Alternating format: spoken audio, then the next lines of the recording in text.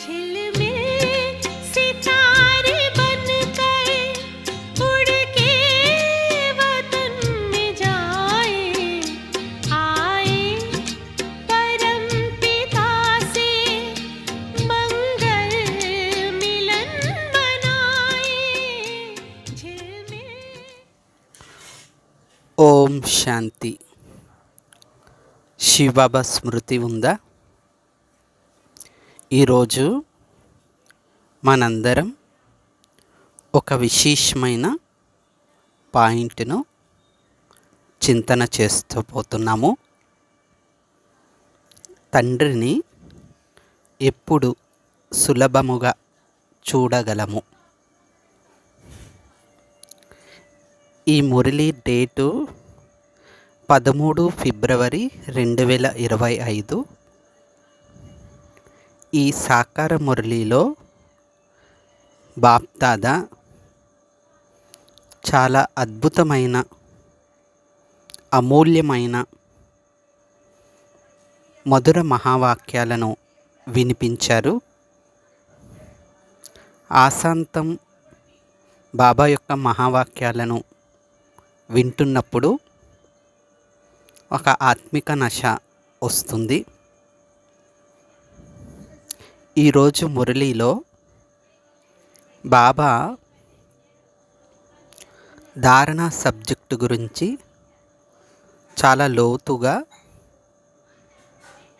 వివిధ రకాల ఉదాహరణలతో మనకు తెలియచేశారు. అంతేకాకుండా ఈ మురళిలో స్లోగన్ చాలా అద్భుతంగా ఉంటుంది. ఈ స్లోగన్ విన్నప్పుడు మన మనస్సు పులకితమవుతుంది, హృదయం గద్గదమవుతుంది. మీరు ప్రతి ఒక్కరూ ఈ మురళి విని ఉంటారు. ఈ మురళిలోని స్లోగన్ బాబా చెప్పారు, పవిత్రత యొక్క దీపాన్ని నలువైపులా వెలిగిస్తే తండ్రిని సులభముగా చూడగలరు. ఇది ఎంత అద్భుతమైన మధుర మహావాక్యం అయ్యింది. లౌకికంగా జనులు భగవంతుణ్ణి దర్శించాలని ఆరాటపడతారు. ప్రపంచం మొత్తంలో ఆస్తికవాదం, నాస్తికవాదం ఈ రెండిట్లో ఆస్తికవాదం ఎక్కువగా ఉంటుంది. ప్రపంచంలో చాలా మతాలు ఉన్నాయి, పద్ధతులు ఉన్నాయి, మఠాలు ఉన్నాయి. బాబా చెప్పినట్లు ప్రధానంగా 4 మతాలు మరియు వాటి పుస్తకాలు, ధర్మశాస్త్రాలు ఉంటాయని చెప్తారు. ఇంకా మనం తెలుసుకోలేని చాలా మతాలు ప్రపంచ దేశాల్లో ఉన్నాయి. ఒకవేళ మనము రీసెర్చ్ చేసినట్లయితే, అంతర్నేత్రంతో చూసినట్లయితే ప్రతి మత గ్రంథంలో పవిత్రత యొక్క పాయింట్ తప్పకుండా ఉంటుంది.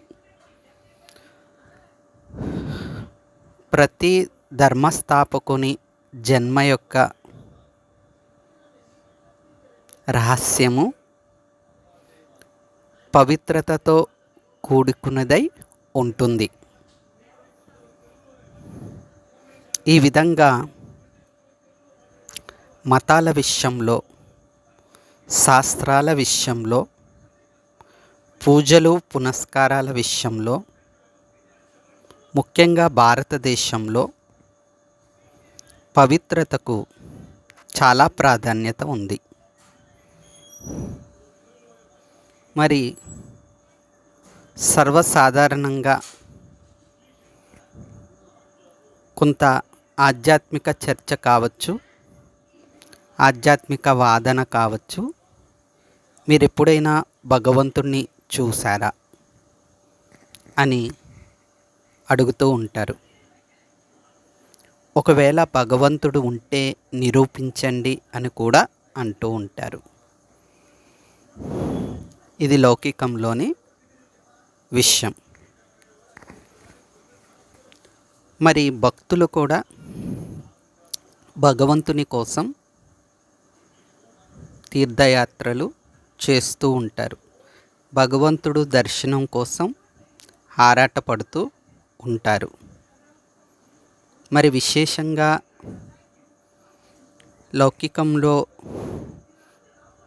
మనలో చాలామంది స్వామి వివేకానంద గురించి తెలుసు. వారు భారతదేశపు సంస్కృతి గురించి, హిందూ మతం యొక్క మహత్యం గురించి విదేశాలలో మొత్తంగా చూస్తే ప్రపంచం మొత్తం అంతటికి చాటి చెప్పారు. మరి వారి యొక్క ప్రతి ప్రసంగంలో కూడా పవిత్రత అనే పాయింట్ తప్పకుండా ఉంటుంది. ఈ పవిత్రత యొక్క బీజం వారి లౌకిక గురువు గారైన రామకృష్ణ పరమహంస గారి నుండి వచ్చింది అని చెప్పుకోవచ్చు. వారిని పరమహంస అని నిరూపించుట కొరకు చిన్న ఆధ్యాత్మిక సత్సంగం అనేది చేయాల్సి వస్తుందంట.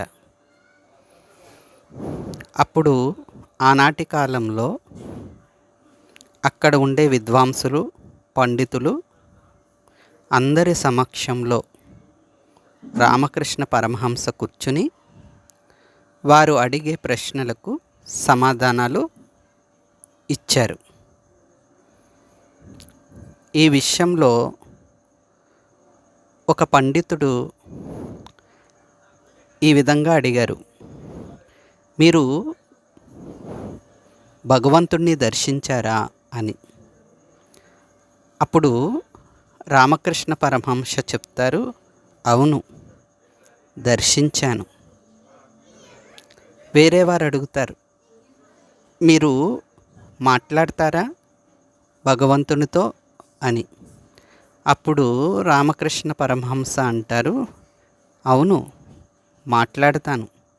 మీతో ఎలా మాట్లాడుతున్నానో నేను అలాగే భగవంతునితో మాట్లాడతాను అని చెబుతారన్నమాట. జ్యోతి దర్శనం కలిగిందా అని అడుగుతారు. అవును అది కూడా కలిగింది. అయినా ఈ దర్శనాలు చూడడాలు ఏముంది, భగవంతుణ్ణి అనుభవం చేసుకోవాలనే అర్థం వచ్చే విధంగా రామకృష్ణ పరమహంస గారు ఆనాటి రోజున చెప్తారు. మరి వారు కూడా ఎంతోమంది శిష్యులను, సన్యాసులను తయారు చేసి మానవ సేవే మాధవ సేవ అని చెప్పారు. వీరి ఉదాహరణ మనము ఇప్పుడు చర్చించుకోవడంలో గల కారణం ఏంటి అంటే పవిత్రత. రామకృష్ణ పరమహంస తమ భార్యని సాక్షాత్తు కాళికాదేవిగా భావించి పూజలు చేసేవారు. ఏదైతే పవిత్ర ప్రవృత్తి మార్గం, గృహస్థాశ్రమము అంటారో దానిని వారు ప్రాక్టికల్గా చేసి చూపించారు. ఇది మనం చర్చించుకునేది ఆధ్యాత్మికతలో పవిత్రత గురించి మాత్రమే.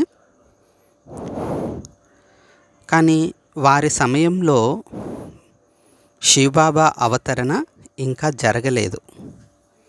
అయినప్పటికీ పవిత్రత గురించి మహత్వం ఇచ్చి వారు ఆ విధంగా జీవితాన్ని జీవిస్తూ శిష్యులను కూడా పవిత్రతా మార్గం వైపు నడిపించేవారు. అందుకని ఈ పవిత్రత అనేది చాలా పెద్ద సబ్జెక్టు. ఏదైతే సంస్థపరంగా మాట్లాడాల్సి వస్తే ప్రపంచం మొత్తంలో ఉన్న ఆధ్యాత్మిక సంస్థలన్నిటిలోనూ పవిత్రత గురించి నొక్కి వక్కాణించి చెప్పే ఏకైక సంస్థ ప్రజాపిత బ్రహ్మకుమారి ఈశ్వరీయ విశ్వవిద్యాలయం మాత్రమే. అంటే పవిత్రత అంటే ఏమిటి? అసలైన పవిత్రత అంటే ఏమిటి? ఆ అసలైన పవిత్రతయే పరమ పవిత్రత సాగరుడు అయిన పరమాత్ముని సమీపానికి చేర్చుతుంది. అటువంటి పవిత్రత గురించి చెప్పే సంస్థ ఈ ఈశ్వరీయ విశ్వవిద్యాలయం. ఆది నుండి ఇప్పటి వరకు కూడా ఈ సంస్థ ఏమైనా నిందలు ఎదుర్కొంది అని అంటే, ఏమైనా మాటలు పడాల్సి వచ్చింది అని అంటే, లేదా ఆటంకాలు ఎదుర్కోవాల్సి వచ్చింది అని అనుకుంటే, అది కేవలం పవిత్రత విషయంలో మాత్రమే. పవిత్రత విషయం తప్ప మిగతా ఆచరణలు అంటే బ్రహ్మకుమారి ఈశ్వరీయ విశ్వవిద్యాలయం యొక్క విధి విధానాలు ప్రపంచం మొత్తం అందరికీ ఇష్టమవుతుంది. కానీ పవిత్రత విషయంలో మాత్రమే కొందరు వ్యతిరేకిస్తారు. ఎందుకంటే తమో ప్రధానత కారణంగా. అయితే ఈరోజు బాప్దాదా స్లోగన్లో చెప్పారు, పవిత్రత యొక్క దీపాన్ని నలువైపులా వెలిగించండి, తండ్రిని సులభంగా చూడండి. మనం విశేషంగా ఈ పాయింట్ని చింతన చేసినప్పుడు మనం పవిత్రత దీపాన్ని వెలిగించి మన ఆత్మనేత్రాన్ని స్పష్టంగా క్లీన్ అండ్ క్లియర్గా చేసుకుని మన యొక్క పవిత్రత ప్రకంపనాల ద్వారా ఇతరుల యొక్క మనోదృష్టిని మనోనేత్రాన్ని కూడా పవిత్రం చేయగలిగినప్పుడు వారు కూడా నిరాకార పరమాత్మ శివుణ్ణి దర్శించగలరు, చూడగలరు, అనుభవం చేసుకోగలరు. సాక్షాత్తు సర్వశక్తివంతుడైన పరమాత్మ శివుడు సృష్టికర్త, మొత్తం త్రిలోకాలకు అధిపతి. ఇంకా ఏం చెప్పుకున్నా వారి గురించి తక్కువే అవుతుంది. అటువంటి భగవంతుడు పిల్లలైన మన వద్దకు వచ్చి ఒకటే వేడుకుంటారు. ఇది చాలా విచిత్రమైన విషయం. ఎందుకంటే 99% ప్రపంచంలో జనులు ఏం చూస్తారంటే పూజలోనో ప్రార్థనలోనో నమాజ్లోనో ఏదో ఒక విధమైన మార్గంలో భగవంతుణ్ణి వేడుకుంటారు. ఓ భగవంతుడా మా కష్టాలు తీర్చు, ఓ భగవంతుడా మాకు ధనం ఇవ్వు, ఐశ్వర్యాన్ని ఇవ్వు, మంచి ఫ్యామిలీని ఇవ్వు, ఇలా వేడుకుంటారు. ఇంకా లోతుగా చెప్పాలంటే బాబా పిల్లలమైన మనం కూడా ఆత్మిక సంభాషణ చేస్తూ అడుగుతూ ఉంటాం బాబాని. మనమైతే లౌకికంగా కోరికలు అడగము, సేవా ప్లాన్ గురించి, సేవా కార్యక్రమాలు యొక్క సఫలత గురించి బాబాని అడిగే ప్రయత్నం చేస్తూ ఉంటాం. కానీ ఇక్కడ ఈ ఈ ఆత్మిక జ్ఞానంలో చాలా విచిత్రమైన విషయం ఏంటి అంటే, భగవంతుడే వచ్చి పిల్లలను వేడుకుంటారు, నాకు కొంత సహాయం చేయండి పిల్లలు అని. ఏ విషయంలో ఏ విషయంలో శివబాబా మనల్ని వేడుకుంటారు చెప్పండి?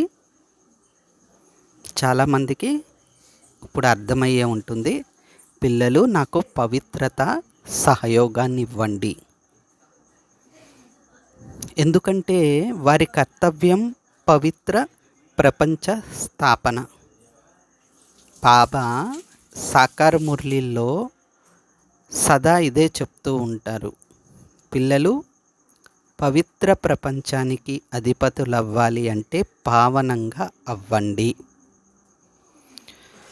బాహ్యంగా చెప్పినప్పుడు ఈ పవిత్రత అంటే సర్వసాధారణంగా అందరూ అనుకునేది వివాహం చేసుకోకుండా ఉండటం. ఇంకా వివాహం చేసుకోకుండా ఉన్నంత మాత్రాన పవిత్రంగా ఉన్నారని కాదు, శారీరకంగా కామ వికారానికి వశం అవ్వకుండా ఉండటం. ఇది పవిత్రత అని సర్వసాధారణమైన నిర్వచనం. కానీ ఇది ప్రపంచానికి తెలిసింది బాబా చెప్పరు. బాబా చెప్పేది కొత్తగా ఉంటుంది.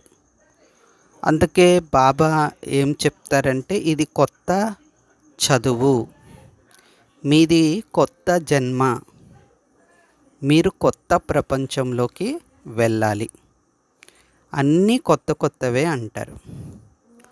అదేవిధంగా బాబా ఆగమనం జరిగే వరకు పవిత్రత విషయంలో ఏవైతే నిర్వచనాలు ఉన్నాయో లౌకికంగా ఆధ్యాత్మికత క్షేత్రంలో అవన్నీ కూడా మారిపోతాయి. బాబా పవిత్రత యొక్క గుహ్యమైన పరిభాష చాలా అవ్యక్త మురళీల్లో మనకి వినిపించారు. ఒక్కొక్కసారి బాప్దాదా చెప్తారు, ఖుషి సంతోషమే బ్రాహ్మణుల జీవితానికి శ్వాస అంటారు. ధైర్యము ఉత్సాహం బాబా పిల్లలకు రెక్కలు వంటివి అంటారు. శరీరానికి ఆత్మ ఎంత అవసరమో అంటే, ఆత్మ ఉన్నప్పుడే శరీరం తేజంగా చైతన్యంగా ఉంటుంది. ఆత్మ వెళ్ళిపోతే శరీరం శవమైపోతుందో, అలాగే బ్రాహ్మణ జీవితంలో బాబా పిల్లలైన మనకి పవిత్రత లేకపోతే మన జీవితం కూడా ఆ విధంగా అయిపోయినట్లే. పవిత్రత లేకుండా మనం ఎన్ని సాధనలు చేసినా, ఎంత తీవ్ర పురుషార్థం చేసినా అది మన వైపు చేసినట్లే అవుతుంది. కానీ పవిత్రత తిలకాన్ని మనం ధరించి పురుషార్థం చేస్తున్నప్పుడు అది బాబా చేయించిన పురుషార్థం అవుతుంది. పవిత్రత అనేది అంత శ్రేష్టమైనది. ఏ విధంగా అయితే శరీరానికి స్నానం చేసిన తర్వాత ఎంత ఫ్రెష్గా ఉంటుందో బాడీ అనేది, ఈ పవిత్రత గుణధారణ ద్వారా ఆత్మ కూడా అంతే ఫ్రెష్గా ఉంటుంది. ఆత్మ యొక్క ఒరిజినాలిటీలోకి వస్తుంది. పవిత్రత అంటే ఏమి కాదో దాని నుండి దూరంగా ఉండడం.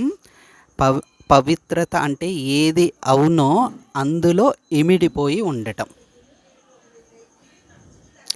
మరి ఈరోజు బాప్దాదా స్లోగన్లో పవిత్రత యొక్క దీపాన్ని నలువైపులా వెలిగించండి అని అన్నారు. మరి నేను ఆత్మదీపాన్ని అమరదీపమైన బాబాను స్మృతి చేస్తూ వారి నుండి పవిత్రత శక్తిని గ్రహించి నేను ఒక అందమైన పవిత్రతా దీపంగా అయ్యి నా నుండి పవిత్రత ప్రకంపనాలు నలువైపులా వెదజల్లబడుతున్నాయి అని మనం యోగం చేసినప్పుడు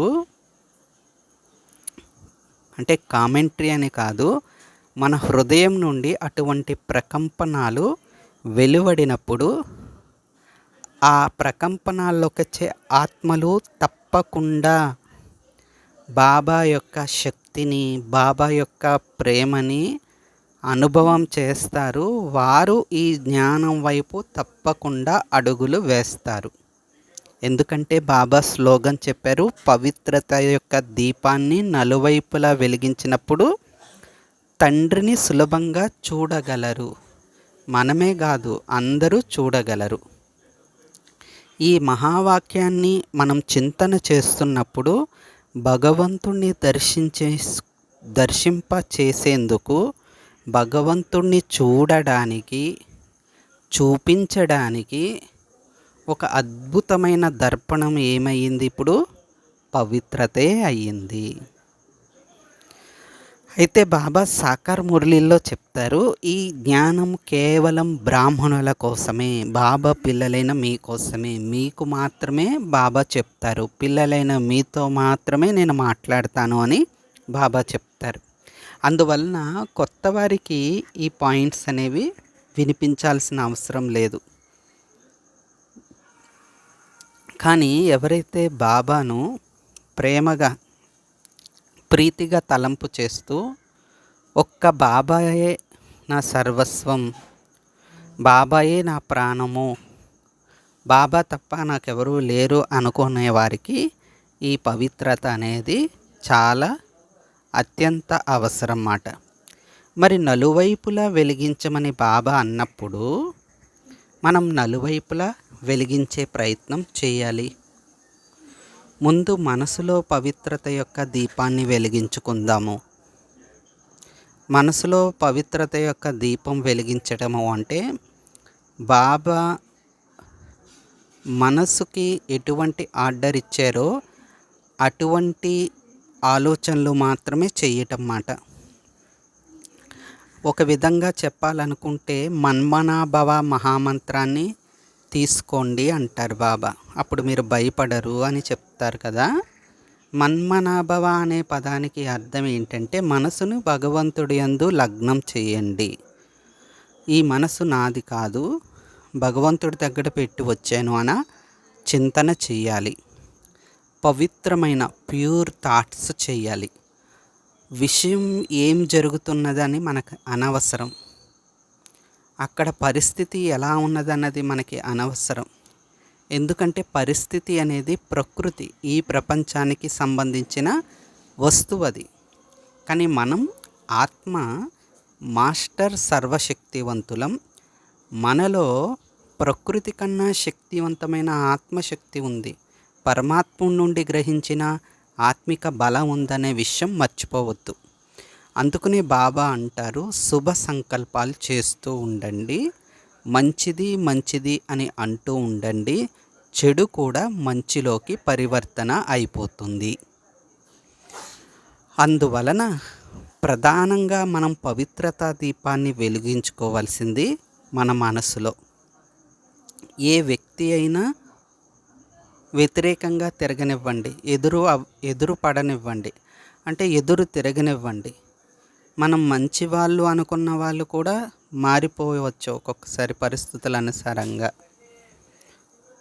ఈ ఒక విషయం ఇలా జరుగుతుంది అని మనం హోప్ పెట్టుకుంటాం, నమ్మకం పెట్టుకుంటాం, కానీ ఆ విషయం అలా జరగకపోవచ్చు.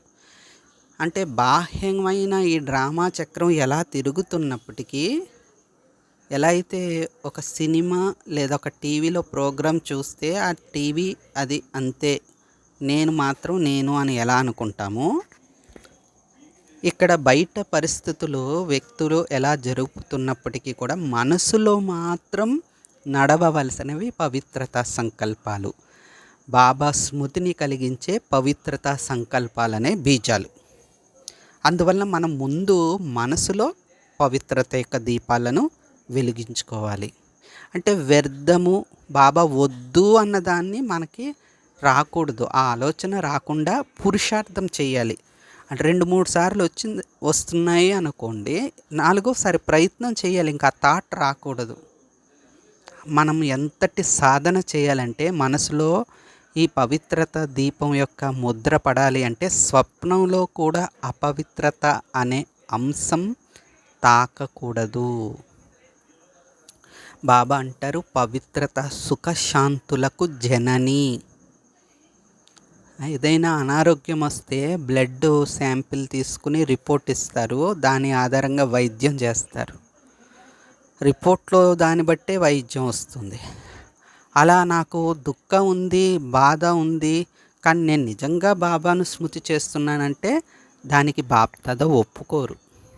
ఎక్కడో ఒక్కడ మచ్చ ఉంది, ఎక్కడొక్కడ దుర్వాసన ఉంది.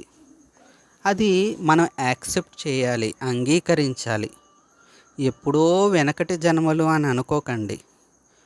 63 జన్మలది ఒక ఎత్తు, అది పర్వాలేదు అంటారు బాబా. అది యోగం ద్వారా దించుకోండి. కానీ ఈ జన్మలో బాబా దొరికాక కూడా, బాబా యొక్క ఉన్నతమైన జ్ఞానం దొరికాక కూడా మనం సర్వసాధారణంగా సహజంగా చాలా ఈజీగా వ్యర్థమైన మాటలు, వ్యర్థ సంకల్పాలు ఇలా చేస్తూ ఉన్నాం అనుకోండి, పవిత్రత దీపం అనేది ప్రకాశం ఉండదు. అందువల్ల ముఖ్యంగా మనసు మీద అటెన్షన్ పెట్టుకోవాలి. బాప్దాద ఏదైతే చెప్తున్నారో అవే ఆలోచనలు రావాలి. పవిత్రత అంటే అది అసలైన ఒరిజినల్ ఆలోచనలు. మన యొక్క రియాక్షన్స్ ఆ విధంగా ఉండాలి. అందుకనే చూడండి, బాప్దాద జానకి దాదీని పొగుడుతూ ఉంటారు. అంటే చాలామందిని పొగుడుతారు ఆదిరత్నాలని, కానీ కొన్ని విషయాల్లో ఒక్కొక్కరిని ఒక్కొక్క విశేషంగా మహిమ చేస్తూ ఉంటారన్నమాట. మరి ప్రకాష్ మణి దాదీజీ గారు ఒకసారి క్లాస్లో చెప్తారు ఏంటంటే, దినచర్య అంతా యాక్యురేట్గా జరగడం కూడా పవిత్రతలో ఒక విషయమే అంటారు.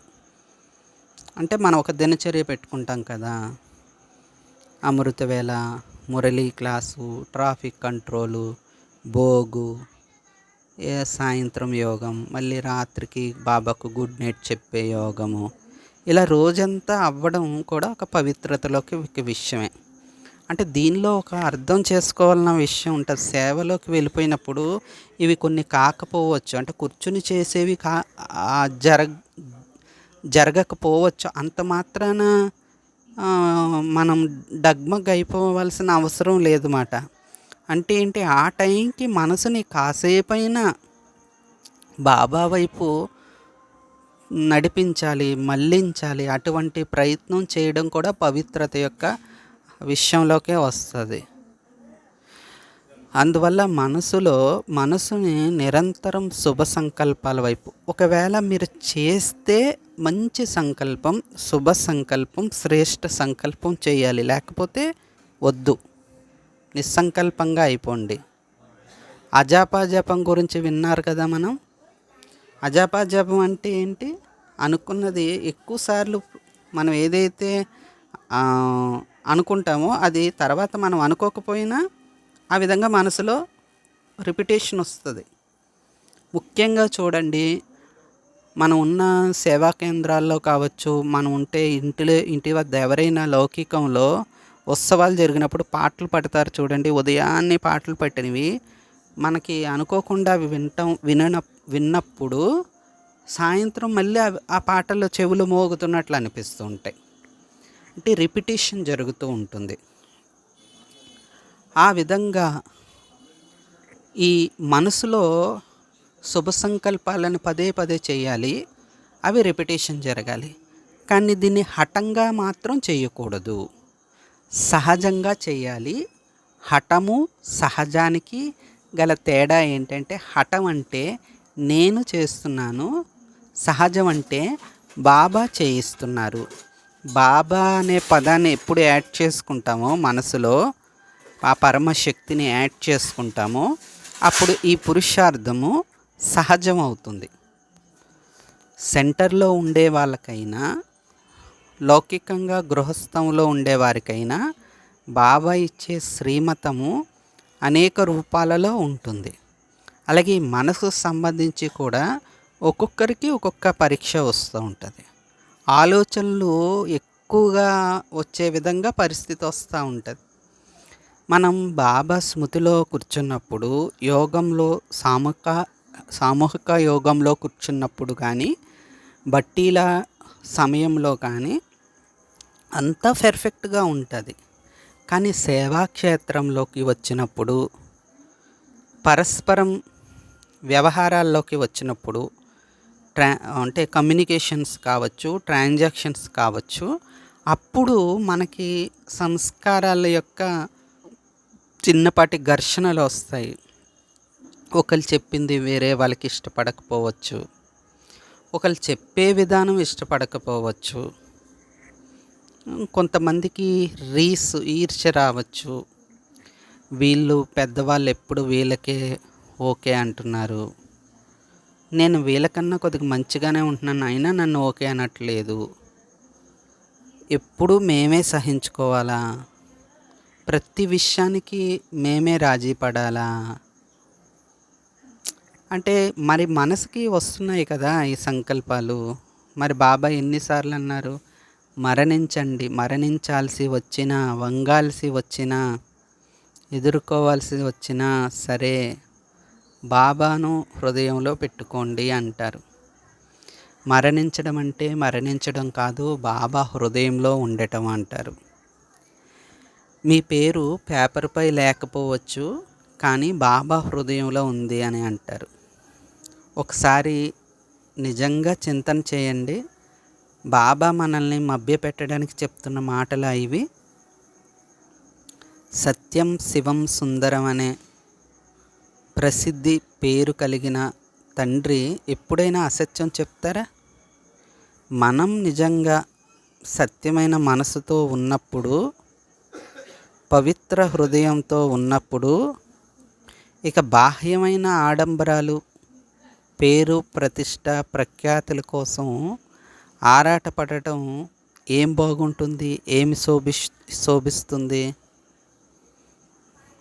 కాబట్టి మనసుకు సంబంధించిన పవిత్రత విషయాన్ని చాలా డీప్గా గుహ్యతలో మనం చెక్ చేసుకోవాలి. మనసు అనేది ఒక గేటు వంటిది. ఈ గేటు దగ్గర పవిత్రత అనే కాపలాదారుణ్ణి పెట్టేసామనుకోండి, ఇక వాచాలోకి, కర్మణలోకి, సంస్కారంలోకి, సంబంధ వ్యవహారాలలోకి, పురుషార్థంలోకి ఇక అపవిత్రత అనేది రాదు. అందుకని బాబా ఒకసారి వార్నింగ్గా కూడా చెప్పారు, పవిత్రత విషయంలో అంత ఈజీగా తీసుకోకండి, తెల్లని కాగితం మీద నల్లని మచ్చ లాంటిది అన్నారు బాబా. అలాగే కుమారి కుమారులు అంటే అన్నయ్య అక్కయ్య అన్నది కూడా కాదు, ఆత్మ సోదరులు, జ్యోతి. ఎందుకంటే ఆత్మ స్త్రీలింగం కాదు, పురుషలింగము కాదు. అందుకు ఆత్మక భావంలోనే ఉండండి. ఇది మనకి ఫౌండేషన్ పవిత్రతకు. మనం ఏ అక్కయ్యని చూసినా, అన్నయ్యని చూసినా, ఎవరిని చూసినా బ్రుకిటిలో మెరుస్తున్న ఆ సితారని, జ్యోతిని చూస్తూనే మాట్లాడాలి. అందుకు ఒకసారి చింతన చేయండి, బాబా ఏం చెప్తారు, కర్మల యొక్క గుహ్యగతి గురించి వినిపిస్తారు. కర్మల యొక్క గుహ్యగతి విషయంలో ఏం చెప్తామంటే, కర్మ జరగడానికి బీజం మనసులోని ఆలోచనయే. నేను అనుకోలేదు కానీ అనేశాను, నేను చెయ్యాలనుకోలేదు కానీ చేసేసాను, నేను ఆలోచించాలనుకోలేదు ఇలాంటి ఆలోచనలు, కానీ నాకు అలాంటి ఆలోచనలు వచ్చేస్తున్నాయి. వీటిని బాబా అంగీకరించరు. మనం ఎప్పుడో ఏదొక సమయంలో ఆలోచన చేశాం కాబట్టి ఈ ఆలోచన నుండి, బీజము నుండి వృక్షం వస్తుంది. అందుకనే వ్యర్థ సంకల్పాల బీజాన్ని ఖతం చేయండి, భస్మం చేయండి అంటారు. జ్ఞానము, యోగము విషయాల్లో బాబా రూప బసంతులు అంటారు కదా! జ్ఞానము ఉండాలి, యోగము ఉండాలి. కానీ జ్ఞానంలో ఎంత లోతుకి వెళ్ళినా యోగం లేకపోతే ఏమీ పని జరగదు. యోగం ఉండాలి అంటే బాబాతో సంబంధం ఉండాలి.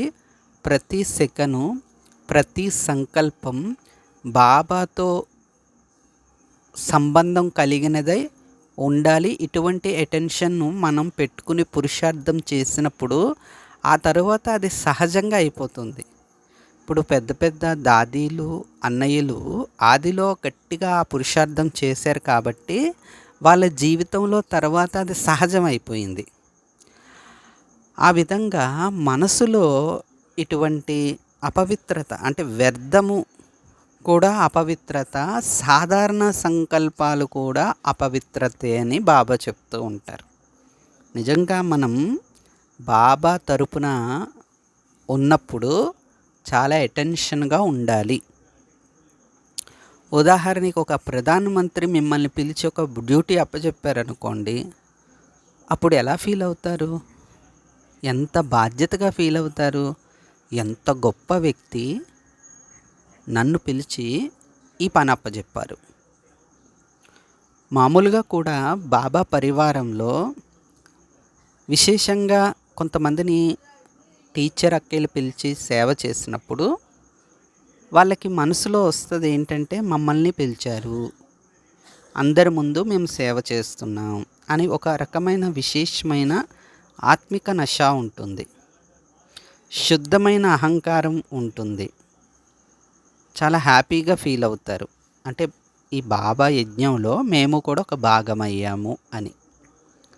అలా ఇక్కడ పరమ పవిత్రత సాగరుడైన తండ్రి వచ్చి, పిల్లలు నాకు పవిత్రత సహయోగాన్ని ఇవ్వండి, నేను పవిత్రత ప్రపంచ స్థాపన చేయుటకు చాలా దూరం నుండి వచ్చాను, కానీ నాకు అంతకు బాధ ఏమీ లేదు, కానీ మీరు దుఃఖంలో ఉన్నారు, అపవిత్రతలకు లోనయ్యి దుఃఖాల్లోకి వెళ్ళిపోయారు. పిల్లలు పవిత్రత సుఖశాంతులకు జనని, మళ్ళీ మీరు సుఖశాంతుల ప్రపంచంలోకి వెళ్ళాలి అంటే, మీలో ఉన్న శాంతిని అనుభూతి చేయాలంటే పవిత్రత అనేది ఆధారం పిల్లలు అని అంటున్నారు.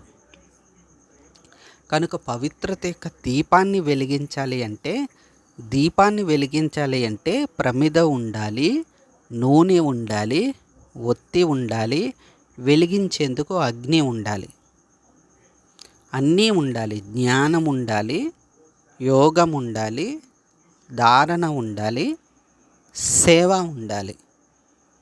ఈ 4 ఉన్నప్పుడే మన యొక్క చదువు సంపూర్ణమవుతుంది. ఈ 4 విషయాల్లో మంచి మార్కులు వచ్చినప్పుడు మనం గౌరవపూర్వకంగా ఉత్తీర్ణులవుతాం. అందుకని మనం ప్రధానంగా మనసు మీద అటెన్షన్ పెట్టుకుందాం. గతం జరిగిపోయింది, గతానికి వదిలేయండి. ఈనాటి నుండి అంటే ఈరోజు, ఇప్పటి నుండి బాబా చెప్తున్నారు కాబట్టి మన మనసులోకి వ్యర్థ సంకల్పాలు వచ్చేందుకు అనుమతి ఇవ్వద్దు. సాధారణ సంకల్పాలకి కూడా అనుమతి ఇవ్వద్దు. ఏదైనా ఆలోచన చేశానంటే అది విశ్వ కళ్యాణానికి ఉపయోగపడాలి. ఎవ్వరి పట్ల కూడా వ్యతిరేకత వద్దు, శత్రువులు వద్దు. వాళ్ళ యొక్క మాటలు తీసేయండి, వాళ్ళ యొక్క భావాలని తీసేయండి. అంత ప్యూర్గా మనసును పవిత్రంగా చేసుకున్నప్పుడు బాబా నుండి వచ్చే పవిత్రతా శక్తిని మనం క్యాచ్ చేయగలం. పవిత్రతా పరిమళాన్ని నలువైపులా వెదజల్లగలము. ఎందుకంటే మైండ్ అనేది చాలా పవర్ అని చెప్తారు. ప్రపంచంలో కూడా పవర్ ఆఫ్ సబ్కాన్షియస్ మైండ్ అని ఒక టాపిక్ కూడా ఉంది. దీని గురించి చాలా విస్తారమైన పుస్తకాలు అనేవి కూడా ఉంటాయి. అవి మనకి అవసరం లేదు. మురళి చాలు. మురళిలోనే పవర్ ఆఫ్ సబ్కాన్షియస్ మైండ్ అనేది వస్తుందండి. ఎక్కువ ఏమీ చేయనవసరం లేదు. బాబా చెప్పిన మహావాక్యాల్లో ఒక్క మహావాక్యాన్ని చింతన చేస్తూ దాన్ని ప్రాక్టికల్ రూపంలోకి తీసుకురావాలి. అంటే ఉదాహరణకి ఎవరైనా వ్యతిరేకత బాబా పిల్లల్లో మనల్ని ఎవరైనా ఏదైనా అన్నా వాళ్ళని ఆత్మిక దృష్టితో చూడగలగాలి. ఆ టైంలో సైలెన్స్గా అయిపోవాలి. వాళ్ళకి మంచి కిరణాలను మంచి వైబ్రేషన్లను వ్యాపింపచేయాలి. వాళ్ళు ఇలా అన్నారని ఇంకొక రెండవ వ్యక్తికి బాబాకు తప్ప మరెవ్వరికి కూడా చెప్పకూడదు. బాబాకి చెప్పడం కూడా మన మనసులోని మాటని చెప్పి తేలికపరుచుకోవడానికే ఉండాలి. కంప్లైంట్గా చెప్పకూడదు. కాబట్టి మనం అందరం మనసుపై విశేషమైన అటెన్షన్ పెట్టుకోవాలి. కానీ ఇది అంత సహజం కాదండి. యోగం చేసినప్పుడు, మురళి వింటున్నప్పుడు, బట్టిలప్పుడు బాగానే ఉంటుంది. కానీ వ్యవహారంలోకి వచ్చేటప్పుడు మాత్రం మాయ అనేది ప్రవేశత జరిగిపోతుంది. అందుకనే కోటిలో కొంతమంది, కొంతమందిలో కొద్దిమందిలో ఒకరో ఇద్దరు అని చెప్పే మహావాక్యం వెనక ఇది ఉంది. అంటే అటెన్షన్ పెట్టుకోవాలి. ఎప్పటికప్పుడు అటెన్షన్ పెట్టుకోవాలంటే మధ్య మధ్యలో యోగం చేయాలి. బాడీ నుండి డిటాచ్ అవ్వాలి. ఈ శరీరం నుండి డిటాచ్ అయ్యి బాబా దగ్గరకు పరంధామానికి వెళ్ళిపోవాలి. ఒకసారి చూడండి, చాన్నాళ్ళ క్రితం కోవిడ్ వచ్చినప్పుడు ఇంటర్నేషనల్ యోగా పెట్టారన్నమాట. అంటే ప్రతిరోజు సాయంత్రం, అంటే అన్ని దేశాల వారు, మనకి భారతదేశానికి సాయంత్రం 4:30 టైం వచ్చిందన్నమాట.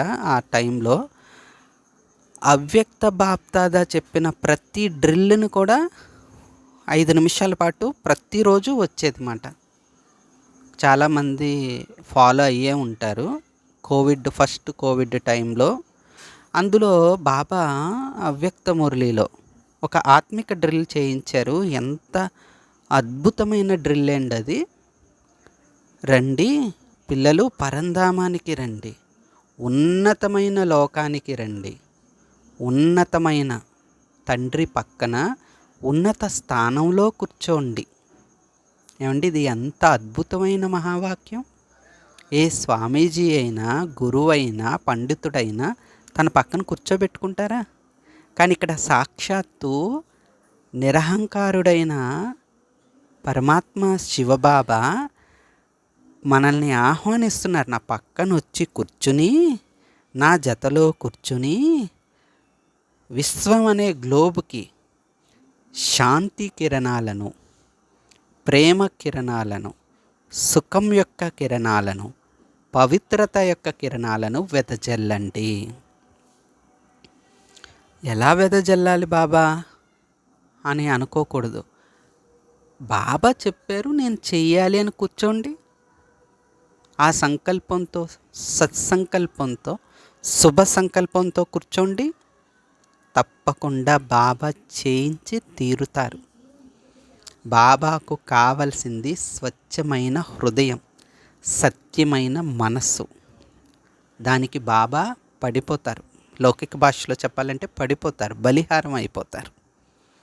భగవంతుణ్ణి కొంగుకి ముడివేసుకునే సహజ సాధనం పవిత్రత అని గుర్తుపెట్టుకోవాలి. శ్రీకృష్ణుడు గోపికల వెనువెంట పడుతున్నారని శాస్త్రాల్లో రాయడానికి గల కారణం ఏంటంటే, పవిత్రత వెనుక భగవంతుడు పడతాడు, తిరుగుతాడు. అందుకని మనం ఏదైతే అపవిత్రత తొలగించుకోవాలి.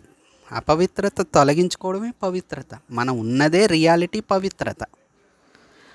ఆ పవిత్రతను గుర్తించి అపవిత్రతను తొలగించినప్పుడు బాబా దర్శించగలం మనం. ఇది మనసుకు సంబంధించిన పవిత్రతా దీపం. తర్వాత వాచాకు సంబంధించిన పవిత్రతా దీపం ఏంటంటే, మనం మాట్లాడేటప్పుడు మన అంతర్భావం కూడా పవిత్రంగా ఉండాలి. లోపల ఒకటి బయట ఒకటి మాట్లాడటం శోభనీయం కాదు. బాబా పిల్లలకు అది కరెక్ట్ కాదు. దీని మీద కూడా చాలా చాలా అటెన్షన్ పెట్టుకోవాలి. ఇవన్నీ చెప్పడానికి బాగుంటాయి, చేయడానికి కష్టము అంటే, సరే సత్యుగానికి వెళ్ళడం కూడా కష్టమే. అక్కడ శ్రీకృష్ణుడి జతలో రావడం కూడా కష్టమవుతుంది. ఫస్ట్ క్లాసు ఫస్ట్ జన్మ బాబాతో దిగి రావడం పరంధాము, అది కూడా కష్టమవుతుంది. చేసుకున్న వాళ్ళకు చేసుకున్నంత మహాదేవ, చెప్పేవారు పరమాత్మ, సత్యమైనవాడు. ఓ ధైర్యం అనే ఒక అడుగు వేయండి, 1000 అడుగుల సహాయం చేయడానికి నేను సంసిద్ధంగా ఉన్నానని అంటారు. కాబట్టి మనం చెప్పే సాకులు ఇవే. చెప్పడం చాలా సులువే కానీ ఇవన్నీ అవ్వవు అంటుంటారు. అది కాదు. కాబట్టి మాటల యొక్క భావాన్ని, మాటలలో కూడా పవిత్రత అనేది, అందుకనే మనస వాచ కర్మణ త్రికరణ శుద్ధి అంటారు. స్లోగన్ కూడా వస్తుంది, ఎవరి మనసు మాట మంతి అంటే మాటలు యాక్యురేట్గా ఉంటాయో వాళ్ళు పవిత్రతకు పేరు, మారు పేరు అంటారు బాబా. చాలా పాయింట్స్ వస్తూ ఉంటాయి. అంటే మనకి అటెన్షన్ పెట్టుకోవాలి. వెనుకటి జన్మల యొక్క సంస్కారం వచ్చేస్తుంది. ఒక్కొక్కసారి మనం భావన పెట్టుకుంటాం, కోరిక పెట్టుకుంటాం ఒకళ్ళ మీద ఇలా ఉండాలని, వాళ్ళు అలా ఉండకపోయేసరికి మాటల్లో భావం అనేది మారిపోతుంది. మంచి భావంతో మాట్లాడిన మాట ఒక పదునైన బాణం వలె వాళ్ళ హృదయాలకి తాకుతుంది. అందుకని బాబా ఏమంటారు, కోర్సు చెప్పేటప్పుడు కూడా ఎదుట సోదరాత్మకి చెప్తున్నాను, బాబా చెప్పిస్తున్నాను అని అనాలి. బాబా చెప్పిస్తున్నారు అనే స్విచ్ ఎప్పుడైతే ఆన్ చేస్తామో అప్పుడు మనకి రకరకాల ఉదాహరణలు, రకరకాల పదాలు, మనకి ఎప్పుడూ తెలియవు. ఆ పదాలు ఎప్పుడూ అనుకోలేదు కూడా, వినలేదు కూడా. అలాంటి పదాలు నోటి నుండి వెలువడతాయి. వాటికి వాళ్ళు ప్రభావితమై బాబా దగ్గరకు వస్తారు. ఇది ఎప్పుడు జరుగుతుంది అంటే బాబా ప్రవేశత. అందుకని ఎప్పుడైనా మనం ఎవరికైనా మంచిగా చెప్తున్నాము అంటే అది మనది కాదు, మనదేదీ లేదు. మనది గనక ఉంటే మనం డౌన్ఫాల్ అయ్యే వాళ్ళమే కాదు, మనం శక్తివంతులమే ఆత్మ. కానీ మరి ప్రకృతికి ఆధీనం అయ్యాం కదా ద్వాపర యుగం నుండి. కాబట్టి మునిగిపోయిన వాళ్ళని మళ్ళీ బయటికి తీరానికి చేర్చడానికి వచ్చిన పరమాత్మ శక్తి అది అని మనం గ్రహించాలి. మాటలు లౌకికంలో చెప్తూ ఉంటారు, పూర్వం వాళ్ళు చెప్తూ ఉంటారు కొన్ని ప్రదేశాలలో, మాటల వల్లే మూటలు ఏర్పడతాయి, మాటల వల్లే మూటలు పోతాయి అని. అంటే ఓడలు బళ్ళు అవుతాయి, బళ్ళు ఓడలు అవుతాయి. ఇలా రకరకాల ఉదాహరణలు చెప్పుకుంటూ ఉంటారు. అందువల్ల మాటలపై కూడా శ్రద్ధ పెట్టాలి. మధురంగా మాట్లాడాలని బాబా చెప్పారు కదా అని ఏదో కొని తెచ్చుకుని ఆర్టిఫిషియల్గా, కృత్రిమంగా, మధురంగా మాట్లాడే ప్రయత్నం మాత్రం మనం చేయాల్సిన అవసరం లేదండి. మనం ఎలా అయితే ఒరిజినల్గా మాట్లాడుతున్నామో అలాగే మాట్లాడాలి. ఏదో మాట్లాడేస్తున్నట్లు అవసరం లేదు. సింపుల్గా మంచి భావం పెట్టుకుని, అందుకనే అంటారు బాబాతో యోగం చేసినప్పుడు మనకి మంచి భావాలు ఏర్పడుతూ ఉంటాయి, ఉద్భవిస్తూ ఉంటాయి. అందుకనే ప్రతి ఒక్కరితో మాట్లాడేటప్పుడు ఒక్క నిమిషం, ఒక్క సెకండ్ యొక్క ఆట అంటారు. బాబా బాబా బాబా. ఇంక ఇదే ఈ బాబాతో సంబంధం ఏర్పడినప్పుడు మన మాటల్లో కూడా మధురత వస్తుందండి. మరి ఏమీ చదవని వాళ్ళు కూడా మరి చూడండి, జానకి దాదీజీ విషయంలో ప్రపంచంలో విదేశాలకి పోయి ఎంత పెద్ద పెద్ద స్పీచ్లు, మధురమైన స్పీచ్లు మాట్లాడుతుంటే ఫారినర్స్ అందరూ అలా కూర్చుని బాబా వైపు మనసు వెళ్ళిపోతూ ఉండేదంట వాళ్ళకి. అలా మన మాటలు ఎక్కువ మాట్లాడాల్సిన అవసరం లేదు. మాటల విషయంలో కూడా ఎక్కువ అదే పనిగా మాట్లాడుతూ ఉంటే, ఇంకా ఒక భాష ఉపయోగించాలంటే వాగుతూ ఉంటే, అది కూడా అపవిత్రత అంశమే. 10 మాటల్ని 2 మాటల్లో చెప్పండి అంటారు. తగ్గించాలి మాట. ఏదైతే వ్యర్థం ఉందో దాన్ని ఎంత తగ్గిస్తే అంత హ్యాపీ అండి. ఒకరి మాటలు ఇంకొకరికి వినిపించటం, ఒకరి సెంటర్ విషయాలు వేరే వాళ్ళకి వినిపించటం, మరి ఇవన్నీ మాటల్లోకే కదా వస్తాయి. ఈ అపవిత్రత మాటలే కదా. ఈ అపవిత్రత మాటలన్నీ మనం ఏదైతే పురుషార్థం చేసి సంపాదించుకున్న మార్కులు ఉంటాయో అవన్నీ మైనస్ మార్కులు అయిపోతాయి. అందువల్ల పురుషార్థం కోసం ఆరాటపడడం, అంటే ఎంత ప్లస్ అవుతుంది, ఎంత మైనస్ అవుతుందని కూడా మనం ఆలోచించుకోవాలన్నమాట. అందుకు ముఖ్యంగా ఈరోజు ఈ స్లోగన్ చూస్తుంటే మనసు పులకరించిపోతుంది. పవిత్రత యొక్క దీపాన్ని నలువైపులా వెలిగించండి, తండ్రిని సులభంగా చూడండి. చూడండి అన్నారంటే కంటికి కనిపిస్తారా ఏంటి? బాబాను అనుభవం చేస్తాం. అది అనుభవం చేసిన వాళ్ళకే తెలుస్తుంది, చెప్పే వాళ్ళకి కాదు సుమా. అనుభవం చేసుకున్న వాళ్ళకి మాత్రమే అది తెలుస్తుంది. బాబా అంటారు చూడండి, బెల్లము బెల్లం సంచి. బెల్లం సంచికే తెలుస్తుంది బెల్లం యొక్క తీపి అని. అలా ఆ అనుభవం పరమాత్మ బాబాతో సమీపత అనుభవం అవ్వడం అంటే యాక్యురేట్గా చెప్తారన్నమాట. అంటే ఉదాహరణకి ఒక అన్నయ్య చెప్పారన్నమాట. లౌకికంలో వ్యాపారం చేస్తారట అన్నయ్య.